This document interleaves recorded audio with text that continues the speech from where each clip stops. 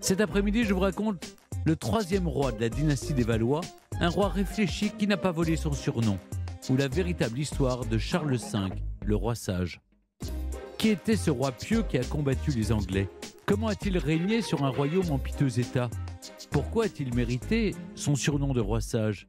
Europe 1, 15h, 16h, historiquement vôtre. le récit, Stéphane Bern.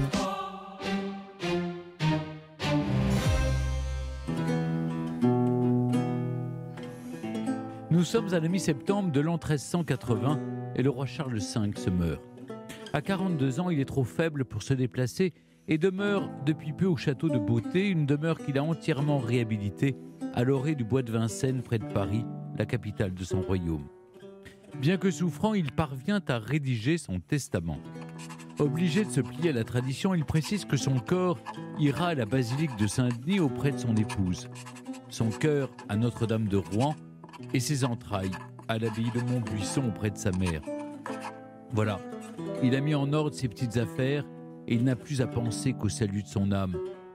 Mais entre ses prières pointe une inquiétude plus concrète, l'avenir de son royaume. Charles V en avait hérité dans un état désastreux. La France n'était alors plus qu'une entité démantelée, vaincue par l'Angleterre, en proie à l'anarchie. En une vingtaine d'années seulement, Charles V est parvenu à rétablir la situation avec l'aide de son fidèle capitaine et bras armé, Bertrand du Guesclin, dont il vient, hélas, d'apprendre le décès. Sur son propre lit de mort, le roi peut se dire qu'une période s'achève, qu'une page se tourne. Outre-Manche, l'Angleterre lèche ses plaies en silence après la revanche écrasante de la France. L'illustre roi Édouard III, à l'origine de cette guerre larvée qui dure depuis 40 ans, n'est plus. Son fils, le redoutable prince noir, l'a précédé de quelques années dans la tombe. Agonisant mais encore bien conscient, Charles V fait porter dans sa chambre la couronne du sacre des rois de France. Il l'a fait poser à ses pieds et revoyant une toute dernière fois la sombre procession d'injustice et de défaillance auquel l'a confronté son dur métier de roi, le souffle court, il s'adresse à elle. « Ô couronne, comme tu es précieuse, mais en même temps très vile. Précieuse si l'on considère le mystère de justice que tu contiens, mais vile et plus vile que tout, si l'on considère le fardeau, labeur, angoisse, tourment, peine de cœur, de corps, de conscience et les périls de l'âme que tu donnes à ceux qui te portent. Et si l'on s'avisait bien de ces choses, on te laisserait dans la boue, plutôt qu'on te ramasserait pour s'en coiffer. » Voilà comment le roi contemple son propre règne depuis son lit de mort, se souvenant aussi de ses premiers pas difficiles et de tant de dangers traversés qui ont bien failli le priver d'une couronne si pesante. Cette couronne, Charles de France a toujours été appelé à la porter. Lorsqu'il vient au monde en 1338, il est l'aîné de sa fratrie et donc appelé à s'asseoir un jour sur le trône de son grand-père, Philippe VI de Valois, premier de sa maison. Cette jeune dynastie toute récente est contestée, à commencer par le roi d'Angleterre Édouard III, qui revendique la couronne de France. Il vient tout juste d'ouvrir des hostilités. Il s'attaque au royaume le plus peuplé d'Europe, doté de la chevalerie la plus puissante de son temps. En 1346, à la bataille de Crécy et à la surprise générale, les redoutables archers anglais et gallois, défendus par les fantassins légers de l'armée d'Édouard III, terrassent la fine fleur de la chevalerie française. Mais Charles n'a que 8 ans et reste préservé des désordres du monde. Auprès des jeunes princes et princesses du royaume, dans les jardins des châteaux, il déambule entre les parterres de roses, de sauges et de lavandes qui évoquent l'image que l'on se fait alors du paradis. Charles est initié à la musique par sa mère, fille du roi de Bohême, réputé pour sa beauté. Mais 2 ans seulement après la débâcle de Crécy, alors que la guerre sévit, toujours entre Français et Anglais, la grande peste s'abat sur l'Europe. On pense l'apocalypse imminente. Les danses macabres accompagnent l'errance des flagellants sur les routes. Pillage, brigandage, exaction. Le pays est à l'arrêt, plongé dans un long cauchemar. Les loups entrent dans les villages et n'ont plus peur des hommes. Et la société vole en éclats. C'est au cours de cette époque sinistre que le jeune Charles, futur roi de France, entame un long voyage. Il doit partir à la rencontre de ses nouveaux sujets dans la principauté du Dauphiné de Viennois, tout juste acquis par la couronne. Mais au beau milieu de son périple, il tombe gravement malade de la typhoïde et reste alité pendant de longs mois. Isolé, souffrant, ce garçon âgé de 12 ans à peine apprend que la peste a emporté sa mère. Il ne la reverra jamais. Loin de ses proches, le jeune prince convalescent et endeuillé doit pourtant faire bonne figure et reprendre son parcours princier. À l'hiver 1349, à Grenoble, une estrade est dressée en son honneur sur la place Notre-Dame, où la noblesse locale s'apprête à lui prêter allégeance. Le petit-fils du roi Philippe devient le premier à recevoir le titre de dauphin du royaume. Quant à la France, elle vient d'étendre considérablement son emprise sur le Rhône. C'est au bord de ce même fleuve que 2 mois plus tard, atteint l'Ermitage, le dauphin Charles se marie avec Jeanne de Bourbon, sa cousine, âgée comme lui de 12 ans. L'église est vide à cause de la peste qui continue de sévir. Les rassemblements sont proscrits. Quelques mois plus tard, Philippe VI de Valois s'éteint à l'âge de 57 ans. Le dauphin est rappelé en urgence à Paris pour le sacre de son père. À Reims, le nouveau roi Jean II entend marcher dans les pas de Philippe. Il sera lui aussi un roi chevalier. Charles, agenouillé devant celui qu'il est appelé à remplacer un jour, est adoubé par l'épée.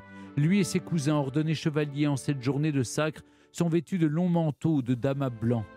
Par un étrange paradoxe, au crépuscule de la chevalerie, les princes tentent d'en préserver l'image. En vérité, ces jouvenceaux appartiennent déjà au temps jadis. Le dauphin Charles doit pressentir que son avenir n'est pas dans les armes. Il a gardé de sa maladie une séquelle physique, une main boursouflée qui l'empêche de manier l'épée.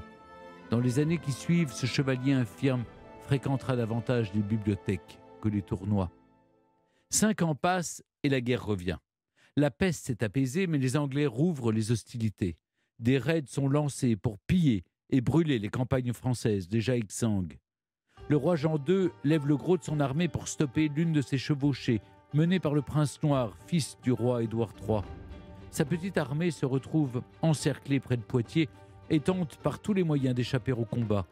Mais la chevalerie française, à un but d'elle-même, s'élance à pied dans la bataille sous un déluge de flèches anglaises. Par malheur, elle n'a tiré aucun enseignement de Crécy 10 ans plus tôt, et la noblesse du royaume est à nouveau sacrifiée. Le roi Jean II est fait prisonnier, ramené à Bordeaux puis à Londres. C'est une catastrophe. Le dauphin Charles a été témoin de la bataille, mais il a quitté la mêlée avant la fin, ce qui lui vaudra une réputation de lâcheté. Qu'à cela ne tienne, Charles a beau être descendant de preux chevaliers, il n'est pas doté de la bravure aveugle de ses pères. Non, c'est avec une autre arme, tout aussi redoutable, que cet homme instruit entend se battre désormais. Aux oubliettes, les codes de la guerre courtoise, la conception désuète de l'honneur chevaleresque. À 18 ans, le jeune Charles comprend que c'est la tête et non l'épée qui doit forger désormais le pouvoir du prince. La nouvelle de la défaite et de l'emprisonnement du roi Jean II retentissante choque l'Europe entière. De façon brutale et inattendue, sans couronne, le dauphin Charles arrive au sommet du pouvoir. Les 2 premiers Valois ont mené la France à sa perte. Le pays est au bord de l'effondrement et les années à venir s'annoncent très difficiles tant pour les gouvernants que pour les sujets du royaume. Pour aggraver les choses, une frange de la noblesse se rallie à Charles de Navarre, dit le Mauvais, qui tentera des années durant de s'emparer du trône. Pour atteindre son but, il mène un jeu trouble, d'un côté avec les Anglais, de l'autre avec la bourgeoisie parisienne en pleine ébullition. 2 ans à peine après la défaite de Poitiers, la capitale connaît une violente émeute. Le dauphin Charles, alors âgé de 20 ans, acculé dans sa chambre du palais de la Cité, en réchappera de peu, mais nous y reviendrons. Plus tard, dans un contexte d'anarchie généralisée, le dauphin, chargé de la régence, se trouve contraint de négocier une paix très défavorable à la France. Les combats cessent pour un temps avec l'Angleterre, qui s'octroie d'énormes territoires à l'ouest et au nord du royaume, sans que cela améliore la situation sur le plan intérieur. Car la France est envahie par des troupes anglaises démobilisées, désœuvrées, peu à peu formées en bandes malfaisantes, qui sèment la terreur sur tout le territoire. À l'écoute de ses conseillers, le prince tente de prendre les justes décisions pour redresser le pays et apprend avec peine son dur métier de gouvernant. En 1364, 8 ans après la défaite de Poitiers, où il a été fait prisonnier, le roi Jean II s'éteint à Londres. La légitimité royale de son fils est plus que jamais contestée par l'éternel rival, Charles le Mauvais, qui lève une nouvelle fois ses propres armées. Celles-ci sont défaites à la bataille de Cocherel par Bertrand du Guesclin, un guerrier issu de la petite noblesse bretonne. Il a fait ses preuves tout récemment en anéantissant les grandes compagnies de brigands qui saignaient le pays depuis des années. Courageux et fort, mais aussi habile stratège, il se montre d'une grande fidélité envers le dauphin, qu'il considère désormais comme son roi. À Cocherel, il vient de dégager pour lui la route du sacre. 3 jours seulement après ce tournant stratégique, la victoire militaire se mue en victoire politique. Le 19 mai 1364, le nouveau monarque pénètre dans la nef de la cathédrale de Reims, qui a vu défiler les plus illustres rois de France. Clovis y fut baptisé 8 siècles plus tôt, et le fils du grand Charlemagne y fut couronné 500 ans avant lui. Le jeune homme de 26 ans avance entre les seigneurs du royaume à la vue du peuple massé derrière la clôture du chœur. Il se rapproche lentement de l'autel où l'attend la couronne de Saint-Louis. Il peut voir briller ses 4 fleurs de lys d'or serties de grenats, de saphirs et d'émeraudes. Le voilà couronné enfin. La messe s'achève et Charles V a établi sa légitimité.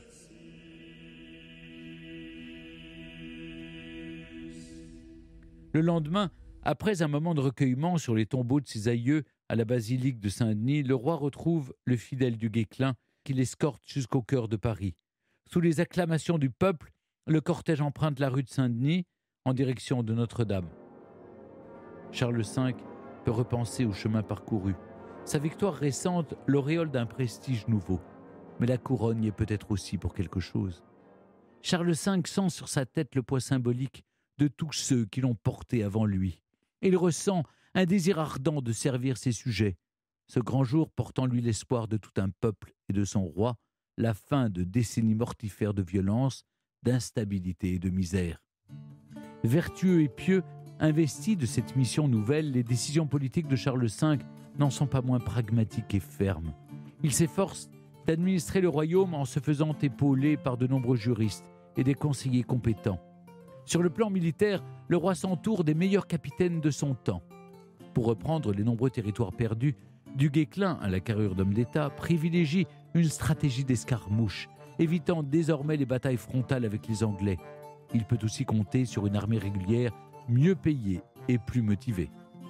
C'est ainsi qu'en 1375, près de 10 ans après le couronnement de Charles V, le vent a tourné en faveur de la France, l'Angleterre ayant perdu la plupart de ses anciens gains territoriaux. Elle est même menacée en son cœur, harcelée sur ses côtes par les navires du roi de France qui attaquent les ports de la Manche. Paris est au faîte de sa gloire et c'est au tour de Londres d'être en état d'alerte. La France tient sa revanche et profite d'un répit attendu de longue date. Édouard III et son fils, le prince noir, ne sont plus de ce monde et par un curieux effet de miroir, c'est au tour du nouveau roi d'Angleterre, âgé de 10 ans seulement, d'hériter d'un royaume en crise. Pour autant, une paix stable peine à se dessiner à l'horizon. Les Anglais sont affaiblis, mais tiennent encore Calais, Cherbourg, Brest, Bayonne et Bordeaux. Et ils n'ont pas dit leur dernier mot. Alors que le roi Charles V, lui, vient de dire le sien, il décède au terme de 14 années de règne et de 42 ans de vie. Le corps du roi Charles V repose désormais à Saint-Denis, aux côtés de son épouse. Le jeune Charles VI n'a que 12 ans lorsqu'il hérite de l'illustre couronne que vient de lui léguer son père. Avec elle, tout un royaume, à nouveau puissant et prospère, grâce à des impôts stables et une monnaie nouvelle, le franc. C'est une première, à quoi s'ajoute une situation très favorable sur le plan militaire. Mais l'année de ses 24 ans, au cœur d'une forêt bretonne, atteint par sa toute première crise de folie, il tue 4 des chevaliers de sa garde avant d'être ramené de force à Paris. Cet épisode marque le début d'un règne parsemé de malheurs. Charles VI, le fou, ruinera l'héritage de son père. Pour la France, c'est le retour des heures sombres. La guerre civile, puis bientôt, la reprise de ce conflit éternel avec les Anglais qui ont senti le vent tourner. Tout est donc à recommencer. Et tout semble se répéter, bégayer inlassablement. À Azincourt, 70 ans après la défaite de Crécy, 60 ans après la débâcle de Poitiers, les orgueilleux chevaliers français réitéreront l'erreur de leurs aïeux et seront décimés par une poignée d'archers. La situation redeviendra critique. Il faudra attendre 40 ans de plus pour que les Anglais soient définitivement boutés hors de France et que cette guerre cesse enfin. Ce qui avait commencé comme un conflit dynastique entre 2 royautés pour une seule couronne aura évolué en une guerre de plus de 100 ans entre 2 grandes nations émergentes nées du conflit. Au-delà de ses succès militaires, Charles V a aussi contribué au renforcement de son administration. Il a su faire souffler un vent nouveau sur la gouvernance du royaume, de par sa conception vertueuse et juste du pouvoir. Charles V le Sage incarne aux yeux de ses contemporains la figure du bon gouvernant, digne héritier de Saint-Louis. Parallèlement, son règne marque aussi une étape importante dans le renforcement de l'autorité royale. Charles V était favorable à une évolution du royaume de France vers une monarchie contrôlée, mais il sera finalement le fossoyeur de cette idée qui ne reprendra vie qu'à la Révolution française. Ce changement d'attitude est dû à la violence de l'émeute dont il est témoin et à laquelle il réchappe de peu, je vous le disais tout à l'heure, le 22 février 1358, lorsque 3000 hommes en armes, menés par Étienne Marcel, prévôt des marchands de Paris, se lancent à l'assaut du palais de la Cité, l'actuelle conciergerie et lieu de résidence des rois de l'époque. Le dauphin est alors piégé dans sa chambre et manque de se faire tuer. Une fois couronné, en réaction à ce moment qu'il n'oubliera jamais, il choisira finalement d'avancer vers le principe d'une monarchie absolue de droit divin. Le tiers-État ne prendra sa revanche que des siècles plus tard. En juillet 1789, à l'Hôtel de Ville, lorsque Louis XVI se verra forcé de porter la cocarde aux couleurs de Paris, la scène rappelle étrangement Étienne Marcel 4 siècles plus tôt, coiffant de force le jeune dauphin d'un chaperon rouge et bleu. Pour échapper à la mort, le futur Charles V, blême et taché du sang des nobles assassinés sous ses yeux, n'eut alors d'autre choix que de se soumettre. Mais il sut renverser la situation à son avantage pour connaître un tout autre destin que son lointain successeur. À la fin de l'été de cette même année 1358, lorsque le dauphin Charles revient triomphalement dans Paris, la commune insurrectionnelle qui a failli faire chuter le pouvoir a pris fin avec l'assassinat d'Étienne Marcel par ceux de son propre camp. L'autorité royale est rétablie et d'un geste magnanime, le prince pardonne et épargne les insurgés. Là encore, en un étrange écho, le geste résonne avec un moment bien plus proche de nous, une autre commune parisienne écrasée dans le sang en 1871. Charles V le Sage, épithète qu'il mérite pleinement, est un homme tempéré, attaché à la justice, préférant toujours la modération et la réflexion à la violence d'État. L'histoire dresse de lui le portrait d'un homme fin, à la pensée agile, au sens politique aigu, sachant échapper avec intelligence aux situations les plus dangereuses. Son goût des arts, sa passion des livres, font de lui un intellectuel accompli, un homme à l'écoute de son temps, qui comprend que la culture personnelle est un outil politique au service du bon gouvernement.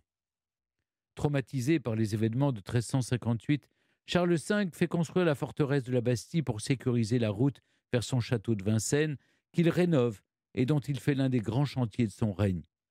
Ne voulant plus séjourner au palais de la Cité depuis qu'il a failli trouver la mort, il rénove également le château du Louvre.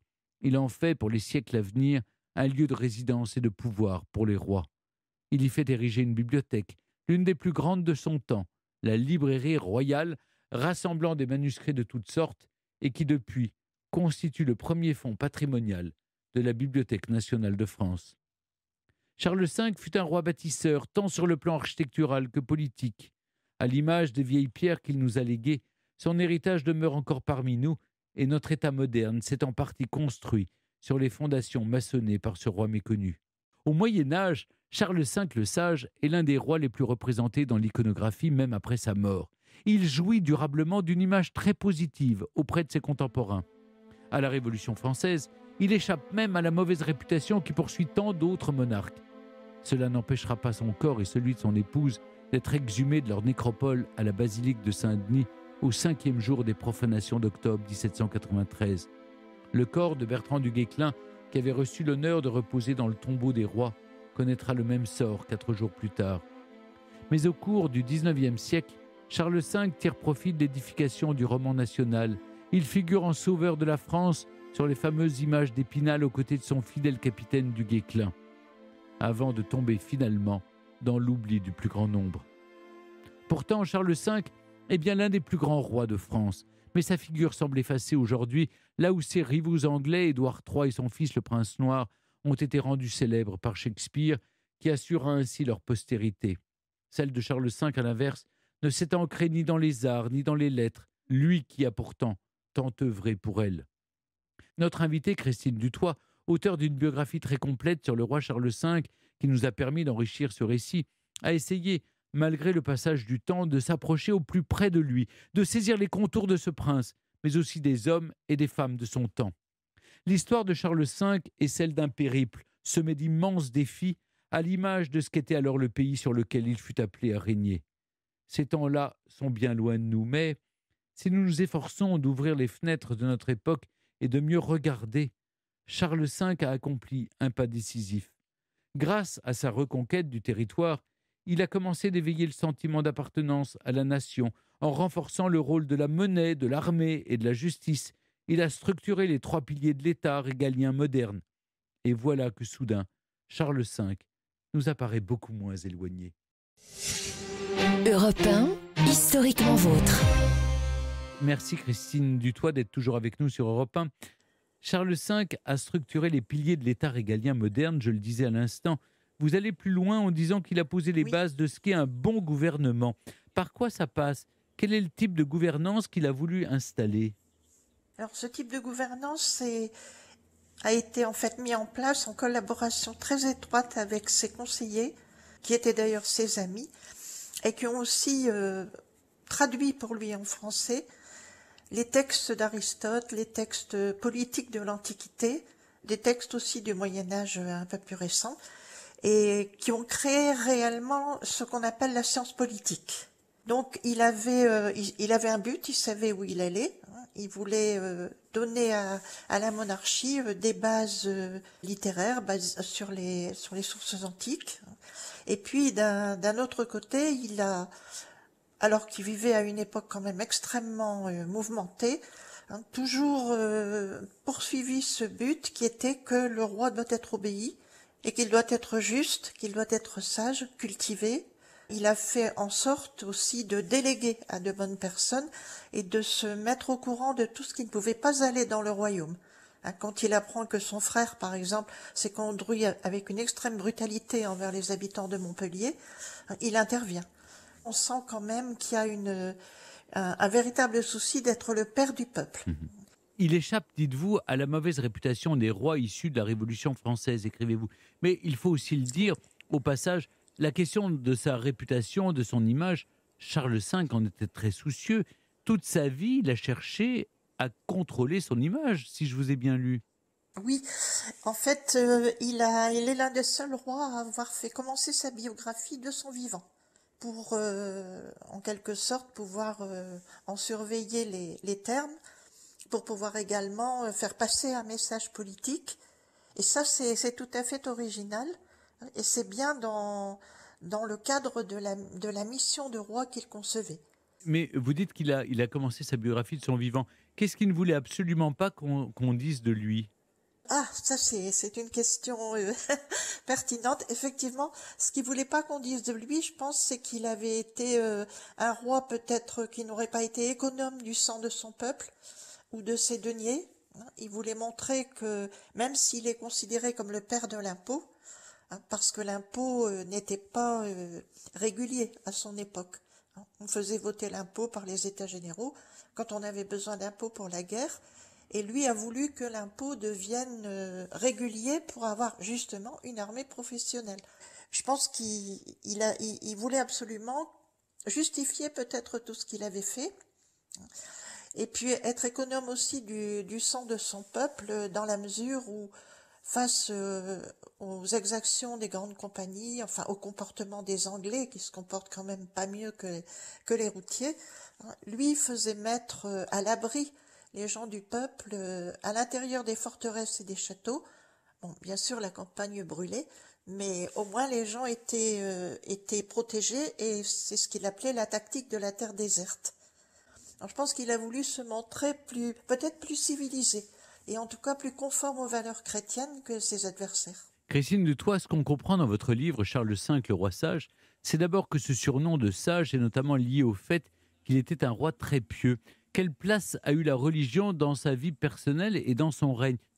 Alors c'est un roi qui quand même assistait à la messe tous les jours, qui lisait la Bible personnellement et toutes sortes d'ailleurs de livres religieux. Et je pense que c'était vraiment le fondement de son action. Il a eu des malheurs privés puisqu'il a Il a perdu 6 de ses 8 enfants. Et à un moment, il pensait qu'il n'aurait plus d'enfants. Bon, cette période a été très douloureuse pour son épouse, pour lui. Et c'est vraiment la prière, la foi constante qui lui a permis de ne pas désespérer d'avoir un dauphin pour lui succéder. Et on connaît aussi un certain nombre de prières de Charles V. Et ce sont des prières toujours faites dans un grand souci d'humilité. Il n'est pas là uniquement pour demander à Dieu de lui accorder tel ou tel bienfait, mais il est là aussi pour le remercier, pour lui dire qu'il est humble, et comme vous l'avez dit, que la couronne, c'est aussi une charge, au moins autant qu'un bénéfice. Vous expliquez aussi à quel point Charles V était épris de justice, au point qu'il a demandé aux procureurs et aux avocats de travailler gratuitement pour les pauvres. Il a inventé l'avocat commis d'office. Il a créé la justice pour tous. On peut dire ça. Après, bien sûr, plus personne ne fera comme lui, mais il était parti quand même avec ce sentiment de mettre la justice à la portée de tous, de la rendre plus proche du peuple. Et bon, les avocats commis d'office, c'est vrai qu'aujourd'hui ils sont payés, enfin pas beaucoup, mais ils sont payés quand même.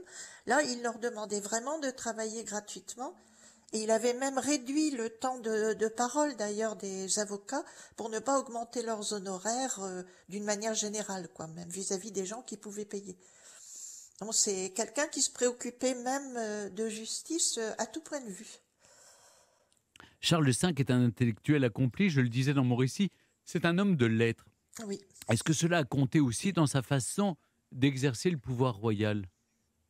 Ah, je pense. Je pense parce que, étant imprégné de toutes ces lectures qui étaient toutes des lectures très sérieuses, il réunissait dans sa librairie des intellectuels, des traducteurs, des savants, il s'intéressait aussi aux sciences et même à l'astrologie. Et avec tous ces gens, bon, non seulement on lisait, on commentait, on débattait, ensuite on essayait de mettre en pratique. Donc je pense que sans négliger du tout la guerre, pour lui, la meilleure solution était toujours la solution négociée. Je rebondis, Christine de Toit, sur ce que vous disiez sur l'astrologie.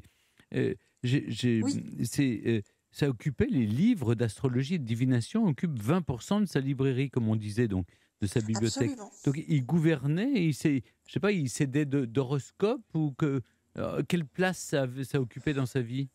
Alors c'est vrai qu'il a fait dresser les horoscopes de ses enfants et on sait que c'était un intérêt très vif qui portait aux sciences occultes tout en faisant bien attention de rester dans les limites de ce que l'Église autorisait, parce qu'on était vite hérétique ou vite sataniste si on s'adonnait aux sciences occultes, mais c'était chez lui une vraie passion. Alors, je pense pas qu'il gouvernait avec ça, parce que je pense que la volonté divine, c'était quand même toujours pour lui la plus importante motivation.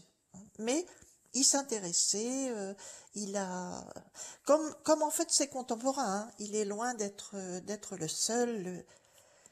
Beaucoup d'ouvrages de sciences occultes, en particulier transmises par les Juifs et les Arabes, se trouvaient dans les bibliothèques des princes, en fait. Et parfois, le chapelain de Charles V devait lui rappeler qu'il y avait une astronomie et une astrologie qui étaient compatibles avec la doctrine chrétienne, mais d'autres pas du tout. Mais je pense que sur ce plan, il s'est conformé à ce qu'il lui disait. Ce qui intéressait Charles V, c'était les sciences politiques. C'est là sans doute son principal apport. Ah oui. C'est à lui qu'on doit l'arrivée des livres de théorie politique dans sa célèbre librairie. Absolument, absolument. Il voulait en fait, comme sa dynastie effectivement était assez récente et fortement contestée, il a voulu chercher tout ce qui pouvait aussi consolider son pouvoir et faire en sorte ce qu'on appelle le bon gouvernement, c'est-à-dire le gouvernement qui rend le peuple heureux, le gouvernement qui répond à un monarque juste, sage, éclairé, comme on dira plus tard. Ces lectures lui ont donné des arguments pour justifier aussi sa façon de gouverner. et les terribles événements qu'il avait vécus en 1358, qui rappellent ce qui arrive à Louis XIV aussi quand il est très jeune. Mhm. Et ces événements lui montrent que bon, il faut quand même peut-être évoluer vers un régime qui, malgré tout, est une monarchie absolue, mais toujours tempéré chez lui par les qualités qu'il estime liées au roi. Christine Dutoit, le règne de Charles V, c'est aussi forcément de l'histoire militaire. Vous expliquez qu'un de ses grands succès, c'est d'avoir réussi à se débarrasser des routiers, ces soldats désœuvrés qui semaient la terreur dans les campagnes, sur nos routes. Comment a-t-il fait pour mettre de l'ordre et professionnaliser notre armée? Alors, concernant les routiers, lorsque Du Guesclin a remporté des victoires et que bon, la menace s'est un peu éloignée en France, il lui a demandé d'emmener tous les routiers qui le voulaient, mais en fait beaucoup, en Espagne. Et en Espagne, il y avait une guerre civile en Castille. La France soutenait l'un des candidats. Et Du Guesclin est allé donc engager les routiers. Bon, on espérait que soit il resterait là-bas, soit il se ferait tuer, mais au moins il n'était plus sur le sol français. Alors cette entreprise a été quelque peu remise en question parce que après la victoire de l'un des candidats, le prince noir a ramené une partie des routiers en Guyenne et les a ensuite laissés repartir en Languedoc. Dans l'ensemble, les routiers ont été ensuite progressivement engagés dans l'armée. Quand il y avait une armée professionnelle, comme ils s'engageaient facilement comme mercenaires, on a pu comme ça un petit peu à la fois les intégrer. C'est aussi, et ça c'est très intéressant, à Charles V, et je lus sous votre plume, que l'on doit ce qu'on appelle aujourd'hui le protocole et que vous appelez l'étiquette, l'art de mettre les petits plats dans les grands pour les visites diplomatiques, etc. Il avait cette conception, ce roi sage, de l'importance de l'étiquette ou du protocole? Je pense que oui, parce que déjà il voulait que sa cour soit ordonnée, qu'elle montre l'exemple, qu'on ne s'y conduise pas comme on pouvait se conduire dans certaines cours médiévales. Il était très attaché à ça, à la tenue de sa cour, et un peu à la fois, il a compris que l'étiquette, c'était un moyen aussi de montrer qu'on était puissant, qu'on tenait bien en main son peuple. Et quand son oncle, l'empereur Charles IV, vient à Paris, c'est vraiment tout à fait à la fin du règne, puisque l'empereur va mourir et lui va mourir peu de temps après. Ce qu'on appellerait aujourd'hui le protocole consiste en fait à ordonner tous les déplacements des seigneurs, les élus de Paris, les différentes corporations, le clergé. Donc tout ça est bien ordonné pour aller à la rencontre de l'empereur puis le raccompagner. Et sur place, il y a aussi tout un des rites qui sont utilisés pour se tenir à table, pour servir, en fait, c'est ce que ça deviendra à l'époque aussi de Louis XIV, parce que c'est vrai qu'on pense à lui à plusieurs reprises, où il aura un grand souci de ça. Il avait aussi un grand souci des bonnes manières. Il était très soucieux de la mode à la cour. Un vrai père la pudeur, écrivez-vous, qui râle contre les robes trop moulantes des femmes, les poulaines outrageuses des hommes. Alors, petit point de mode pour celles et ceux qui auraient oublié, qui n'écoutaient pas Ivan Jacob ici même la saison dernière. Une poulaine, on peut rappeler ce que c'est peut-être quand elle devient outrageuse. Oui. Une poulaine, c'est une chaussure qui n'est pas destinée d'ailleurs à aller dehors. C'est une chaussure d'intérieur et qui se termine par une très longue pointe. Et certains seigneurs, pour ne pas trébucher, devaient mettre une petite chaîne pour attacher le bout de la poulaine au haut, afin de ne pas tomber. Puis les hommes, c'est surtout les hommes en fait, la mode masculine qui a choqué Charles V, les pourpoints extrêmement serrés, plus c'est serré, mieux c'est. Des sortes de jupes donc qui rebondissent à la taille, et puis des collants extrêmement serrés. Le moine de Saint-Denis dit d'ailleurs que quand on leur enlevait les collants, c'est comme si on les écorchait. Tellement tout ça était de près. Alors ça, le roi n'aimait pas. Il trouvait que la cour avait besoin de tenue. Mais bon, on va dire qu'il était sûrement l'un des seuls. Oui. Il y a une seule tâche, si je puis dire, sur le CV de Charles V, c'est celle liée au grand schisme. 2 ans avant son décès, il fait une erreur qu'il regrettera jusqu'à son lit de mort, comme vous le racontez. Qu'est-ce qui s'est passé cette année-là, en 1378 ? Qu'est-ce qu'on lui reproche au juste? C'est quoi sa faute? Alors, ce qui s'est passé, c'est que depuis les papes étaient français, étaient à Avignon depuis déjà Philippe le Bel. Les Italiens réclamaient que le pape revienne à Rome. Un, puis deux papes français ont essayé de retourner à Rome. Une fois qu'ils ont été en Italie, ça s'est très mal passé. Donc, le pape est revenu en France. Et les Italiens ont élu un pape italien, napolitain.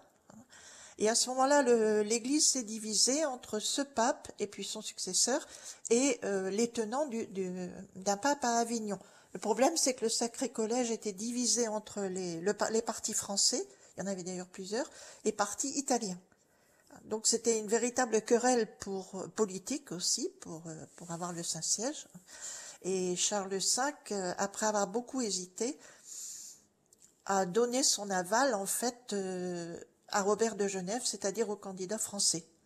Alors le candidat français, malheureusement, est resté à Avignon, le pape italien est resté en Italie, et c'est ça qui a ouvert le grand schisme. Alors il s'était demandé s'il n'avait pas fait une faute à ce moment-là, alors qu'il avait quand même consulté, demandé leur avis aux évêques, à ses cardinaux, tout ça. C'est peut-être la seule fois où il a vraiment douté de lui. Je le disais dans mon récit, après 14 ans de règne, Charles V laisse à son fils un royaume prospère. Charles VI le Fol a ruiné l'œuvre de son père. Oui, complètement. Complètement. Alors, on peut dire à sa décharge que la maladie a été très, très douloureuse pour lui, très longue. En fait, il s'en est jamais remis. Et ça a permis à ses oncles, c'est-à-dire aux frères de son père Charles V, à Louis d'Anjou, à Philippe de Bourgogne, à Jean de Berry, de se disputer comme des chiffonniers pour le pouvoir, pour le trésor. Et à un certain moment, les Anglais ont compris qu'ils pouvaient réessayer de revenir en France. C'est l'équipée d'Henri V avec Azincourt, où on voit effectivement que les chevaliers français n'ont absolument rien compris. Alors que Charles V, lui, est déjà plus moderne. Il prévoit l'armée professionnelle, il fait former des archers. Mais d'un autre côté, il ne peut pas lutter contre la mentalité de la chevalerie, qui en est pourtant à sa fin, comme vous le dites aussi. Un dernier mot, Christine Dutoit, pour terminer sur ce bréviaire de Charles V. Peut-être l'avez-vous vu dans la presse, un manuscrit enluminé qui date de 1370, qui était destiné à Charles V, et que la Bibliothèque nationale de France veut racheter à, entre guillemets, un collectionneur étranger dont j'ignore tout, et peut-être vous aussi. La BNF fait donc un appel aux dons jusqu'à fin décembre avec l'objectif de récolter 1 600 000 €. Que pourrait-il nous apprendre sur Charles V, ce bréviaire? Alors, je pense qu'il pourrait nous apprendre quelque chose au niveau du collectionneur, de la beauté du livre. Pas trop le contenu, parce que le contenu, c'est un bréviaire. Donc, ce sont les prières que les prêtres sont censés réciter tous les jours. Bon, je pense qu'il n'y a pas d'originalité de contenu. Par contre, au niveau de la forme, c'est la preuve quand même que Charles V aimait passionnément les beaux livres. Et on ne sait pas on ne sait pas qui l'avait acquis et qui le vend. Non. C'est un des mystères. En tout cas, on peut continuer à aller sur le site de la BNF pour participer à cette collecte. Voilà, c'est pour que ça reste en France, et particulièrement à la Bibliothèque nationale de France. En France, oui. C'est ça qui est important. Merci beaucoup, Christine Dutoit, de nous avoir accompagnés cet après-midi dans Historiquement Vôtre pour retracer la véritable histoire de Charles V. Je rappelle la passionnante biographie que vous lui consacrez et qui nous a permis d'enrichir notre récit aujourd'hui. Charles V, le roi sage, paru aux éditions Ellipse. Merci beaucoup. Merci à vous, Stéphane. Merci. Historiquement Vôtre sur Europe 1 et en podcast sur europe1.fr.